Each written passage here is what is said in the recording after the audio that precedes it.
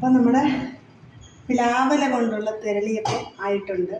നമുക്കതെങ്ങനെ ഉണ്ടെന്ന് നോക്കാം. വാവ്, അപ്പം തന്നെ നല്ല ഒരു മണമൊക്കെ വന്നിട്ടുണ്ട്. നമുക്ക് പ്ലാവല കൊണ്ടുള്ള തിരളിയപ്പം ഒന്ന് എടുത്ത് കഴിച്ച് നോക്കാം.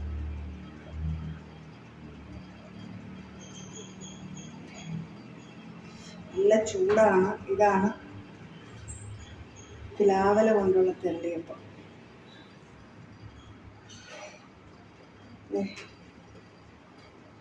കണ്ടല്ലോ അല്ലേ, പ്ലാവല.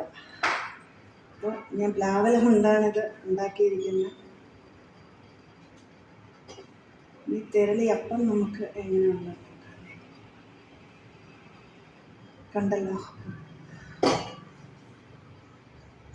പുളിയായിട്ടുണ്ട്. ഇത് കഴിക്കണമെങ്കിലാണ് പാട്, ചൂട്. എന്തായാലും നോക്കാം.